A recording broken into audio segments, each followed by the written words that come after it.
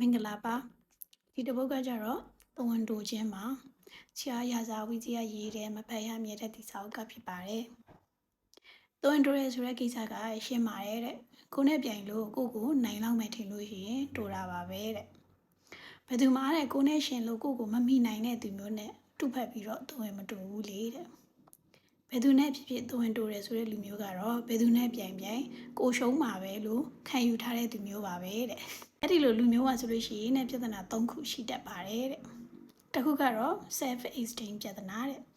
ဘယ်သူထက်မဆိုကိုကနှိမ်ကြတယ်လို့မသိစိတ်ကဆွဲထင်မှတ်ယူနေတဲ့ပြဿနာပါတဲ့ငယ်ဘွားကပါလာတတ်တဲ့အနုစားစိတ်ယောဂမျိုးပါတဲ့သူကနည်းနည်းတော့အသေးစိတ်ဆန်ပါတယ်တဲ့ဥပမာငယ်ငယ်ကချွတ်တက်တဲ့သူမျိုးဆိုလို့ရှိရင်ပတ်စံနဲ့ပတ်သက်ပြီးတော့မှ confidence နည်းမယ်တဲ့ကိုရီးစားနာကိုချမ်းသာတဲ့သူတယောက်ကချင်းကပ်လာပြီဆိုလို့ရှိရင်လည်းသဝန်တူပါမယ်တဲ့မတူလို့ရှိရင်လည်းစစ်မရောက်ခင်ကလေးကမြားကုန်တဲ့သဘောမျိုးနဲ့ကိုဘက်ကအရင်စပြီးတော့မှလက်လျှော်လိုက်တာမျိုးပါတဲ့မြင်းရကိုသွားပါဆိုတဲ့သဘောမျိုးနဲ့ကိုကစားပြီးလမ်းခွဲပေးလိုက်တာမျိုးနဲ့တင်ငယ်စိတ်ဝင်တတ်ကြပါတယ်တဲ့ရုပ်ရည်အားနေတဲ့သူအတိုင်ဝမ်းအားနေတဲ့သူအရေးချင်းအားနေတဲ့သူစသဖြင့်သူအနာရှိရာနေရာလေးတွေပဲကွက်ပြီးတော့ဆက်တတ်ကြတာမျိုးလေးရှိသလိုအကုန်လုံးကိုခြုံငုံအားငယ်ပြီးတော့ဘယ်သူနဲ့မဆိုတဝန်တိုနေတတ်ကြတာမျိုးကလည်းရှိပါတယ်တဲ့မိန်းကလေးတွေကတော့ပို့ပြီးတော့တဝန်တိုတတ်တဲ့သဘောတဘာဝရှိပေမဲ့ self esteem အားကောင်းပြီးတော့စိတ်သဘောထားပြီးတော့လို့ရှိရင်မိန်းကလေးလည်းတဝန်တိုတာကမရှိသလောက်နည်းသွားပါတယ်တဲ့အတိတ်ကတော့ကိုကတဲ့ကိုဘေးကလူနဲ့တကယ်ထိုက်တန်နေဆိုတဲ့ worthiness ပါပဲတဲ့မထိုက်တန်ဘူးလို့ထင်တဲ့သူကကြတော့ insecurity မြင့်ပြီးတော့ထိုက်တန်တယ်လို့ယုံကြည်တဲ့သူကသာ secure ဖြစ်ပါတယ်တဲ့ဒီစောကိုဒီဘဲကိုသူလိုချင်တာတစ်ခုအတွက်နဲ့ပေါ့နော်တားလို့တွဲတယ်ဆိုတဲ့လူတွေကတဝန်တိုတတ်ကြပါတယ်တဲ့ကိုယ်တိုင်ကတားလို့တွဲနေတယ်ဆိုမှတော့သူလည်းပိုတားလို့ရှိရင်ပါသွားမှာပဲဆိုတဲ့ concept ကသူတို့ခေါင်းထဲမှာရှိပါတယ်တဲ့ဒီတော့ကကြတော့တခြားပြိုင်ဘက်တယောက်ချင်းကပ်လာတဲ့အခါမျိုးမှာလိုတာထက်ပိုပြီးတော့မှရှင်ပြိုင်တဲ့ sense ပေါ့နော် competitive sense နဲ့တဝန်တိုတတ်ကြပါတယ်တဲ့ကိုဘေးကလူကကိုတတိချာချာချစ်ချင်းမြတ်တာမပေးနိုင်ပဲနဲ့အတလွတ်တဝန်တိုချုပ်ချယ်တာခံနေရတဲ့သူမျိုးတွေဆိုလို့ရှိရင်ဒီလိုမျိုးခုနအပေါ်မှာပြောခဲ့တဲ့ချက်တွေပေါ့နော်အဲ့ဒါတွေနဲ့ချိန်ထိုးပြီးတော့ကကြတော့ကို relationship ကိုပြန်ပြီးတော့မှသုံးသပ်တင်ပါတယ်တဲ့အဲ့ဒီဘောင်လေးကိုဝင်နေမယ်ဆိုလို့ရှိရင်တော့စောစောစီရုံထွက်တင်ပါတယ်တဲ့ကိုတိုင်ကလည်းကိုချစ်သူရေးသားကိုချစ်လို့တဝန်တိုတာဆိုတဲ့ချင်းကိုမထည့်မိဖို့လိုပါတယ်တဲ့ချစ်တာနဲ့တဝန်တိုတာနဲ့ကရန်ကုန်နဲ့နေပြီးတော့လောက်ကွာခြားတာကိုသဘောပေါက်ဖို့လိုပါတယ်တဲ့တကယ်ချစ်ပြီဆိုလို့ရှိရင်ကိုကကြတော့သူ့အတွက်အကောင်းဆုံးပေးဆက်ဖို့ပဲကြိုးစားပြီးတော့မှတဲ့ကိုချစ်ပေါ်မှာပြန်ပြီးတော့ဂုဏ်ယူနိုင်တဲ့မာနမျိုးမွေးဖွားလာတဲ့အတွက်တဝန်တိုရမှာဆိုလို့ရှိရင်ရှက်ပါတယ်တဲ့တဝန်တိုခြင်းဆိုလို့ရှိရင်တယောက်နဲ့တယောက်နားလည်ခြင်းရဲ့ဆန့်ကျင်ဘက်ဖြစ်ပြီးတော့မှ relationship မှာဆိုလို့ရှိရင် positive ဖြစ်စေမဲ့အရာမှန်သမျှကို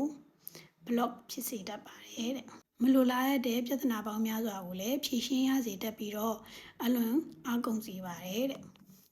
နောက်ဆုံးနံပါတ်3ပြဿနာကြတော့တဲ့အချစ်မခံရလွန်းတဲ့သူတွေစီမှာရှိတတ်တာမျိုးပါတဲ့ကိုချစ်သူကကိုချစ်တဲ့အကြောင်းလုံးမပြတတ်တဲ့ views မစိုက်ပြတတ်တဲ့သူတွေစီမှာရှိတတ်ပါတယ်တဲ့ဘယ်အချိန်မှရှိတတ်တာလဲဆိုလို့ရှိရင်အဲ့ဒီချစ်သူကကိုသာ view မစိုက်တာပေါ့နော် ADS နေတာပေါ့နော်ဒါပေမဲ့တခြားတယောက်ပေါ့ဆိုလို့ရှိရင်နဲ့ຫນွေထွေးနေတာမျိုးပြီးတော့ view တစ်စိုက်ရှိတတ်တာမျိုးကိုမြင်လို့ရှိရင်လည်းသဝင်တိုတတ်တာမျိုးပါတဲ့ဒီမျိုးစားကတော့တနာဖို့လည်းကောင်းသလိုနည်းနည်းလေးရည်ရပါတယ်တဲ့သူတို့ဖြစ်ရတဲ့သဝင်တူမှုတွေကပြိုင်ဘက်ရည်စားတို့မယားလူဖက်တို့လင်လူဖက်တို့ထဲတဲ့ပစ္စည်းတို့ဆွေမျိုးတို့အပေါ်လဲတဲ့တက်ရောက်နေတတ်လို့ပါတဲ့ဥပမာကိုအိမ်တောင်ဘက်ကကိုအပေါ်မှာချစ်ချင်းနာမဆက်ဆံပေမဲ့သူ့ဆိုင်ကယ်ကိုကြတော့တတလုံးနေတာမျိုးပြီးတော့ဂိမ်းကိုကြတော့တကုတ်ကုတ်ဆော့နေတာမျိုးပါတဲ့ပြီးတော့ယောက်ျားလေးတွေအနေနဲ့ကြတော့အဲ့ဒီကိုဆော်อ่ะပေါ့နော်ကိုနဲ့ဆိုလို့ရှိရင်ပြောပြောင်းမရှိပေမဲ့သူမချစ်တတ်တဲ့တိရစ္ဆာန်လေးတွေပြီးတော့ကလေးတွေနဲ့ဆိုလို့ရှိရင်ခုနကသူမဟုတ်တော့သလိုပဲယူရချင်းနာနေတဲ့နေရာမျိုးတွေကိုလည်းတဲ့အသေးတရားရနေတဲ့ထိုင်ကြည့်နေရတာတွေပါတဲ့ဒါမျိုးကြတော့ဖွင့်ပြောပြီးတဝန်တူဖို့ကလည်းအခက်တကယ်လို့ပြောပြီးတော့တုံမယ်ဆိုလို့ရှိရင်လည်းကိုကပဲသဘောထားသေးတဲ့သူနေရာကိုရောက်အောင်မှာဆိုတော့ခါကြတော့တဲ့ကြိတ်ပြီးတော့ကောက်နေတာထက်ပေါ့နော်အေးစစ်ပြေးလဲနေတဲ့အခိုက်အတန့်မျိုးမှာ ကိုလိုချင်တဲ့ချစ်ချင်းမျိုးကိုဆွေးနွေးတောင်းဆိုတာကပိုကောင်းပါလိမ့်မယ်တဲ့အတန်းရှင်းလောက်မရလို့ရှိရင်အတန်းရှင်းမရှာပါနဲ့တဲ့မလိုတဲ့ပြဿနာတွေဖြစ်တတ်ပါတယ်တဲ့အတန်းရှင်းတောင်းပါတဲ့ I need your attention more than that ဆိုပြီးတော့တောင်းလို့ရပါတယ်တဲ့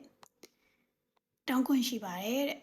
ကိုယ်တိုင်ကအသိမချစ်ပြတတ်တဲ့ personality type မျိုးဆိုလို့ရှိရင်လည်းတစ်ခါတလေမှာအေးဆက်တတ်တဲ့အကျင့်ကိုတတ်နိုင်သလောက်ဖြောက်ပြီးတော့မှကိုယ့်အပေါ်ချစ်ချင်းရှိတဲ့သူကို effort တကူတေချာစိုက်ထုတ်ပြီးတော့မှ entertain လုပ်တင်ပါတယ်တဲ့ကိုယ့်ဘက်ကမပေးဘဲနဲ့ဘာမှပြန်မရပါဘူးဒါကိုအမြဲတတိထားတတ်ပါစေတဲ့ကျွန်တော်အခါခါပြောခဲ့သလိုပါပဲဘလို့နည်းနဲ့ပဲတဝန်တိုသည်ဖြစ်စေတဝန်တိုချင်းဟာကိုယ့်ရဲ့ဆွဲဆောင်မှုကိုတဲ့ဆိုးဆိုးရွရွထိခိုက်စေပါတယ်တဲ့ကိုယ့်ကိုတဝန်တိုလို့ပြဿနာရှာနေတဲ့လူနဲ့ကိုယ့်ကိုအေးအေးချမ်းချမ်းပြုံးပြပြီးတော့ကကြတော့မင်းကြိုက်တဲ့သူကိုရွေးပါကွာကိုကတော့အဆင်ပြေပါတယ်ဆိုပြီးတော့တီတီငင်ငင်ခွင့်ပြုတဲ့သူနှစ်ယောက်ကိုရှင်းကြည့်လို့ရှိရင်ဘယ်သူကပိုထားခဲ့ဖို့ခက်စီပါသလဲတဲ့လူတွေကတဝန်တိုလာလို့ရှိရင်ဒေါသတွေချုပ်ချယ်မှုတွေအမိန့်တွေနဲ့သူတစ်ပါးလွတ်လပ်ခွင့်ကိုကန့်သက်တက်လေးရှိတာကြောင့်အပေါ်ယံကြည့်ရင်ထက်စီးကလိုနိုင်တာလိုထင်ရပေမဲ့တကယ်တမ်းကတော့အတနာခံနေရခြင်းသာဖြစ်ပါတယ်။မာရီကြောရည်နဲ့အော်နေပေမဲ့အောက်တန်သာဖြစ်ပါတယ်တဲ့။ကျွန်တော်တို့တွေကလူဘဝကိုခဏသာအလေလာကြရတာပါ။မလိုလားရတဲ့ပူလောင်မှုတွေကိုမွေးယူစရာမလိုသလိုမွေးယူထားတဲ့သူတွေဘေးနားမှာလည်းအပူဟက်ခံပြီးတော့ထိုင်နေပေးဖို့အတွက်လည်းအချိန်မလောင်းပါဘူးတဲ့ဒီတော့ကိုပေးရရှိတဲ့ຢာတွေကိုအကောင်းဆုံးပေးပြီးလို့ရှိရင်ဘာပြန်ရလာမလဲမတွေးဘဲနဲ့အေးရအေးချောင်းနေတတ်ဖို့လိုပါတယ်တဲ့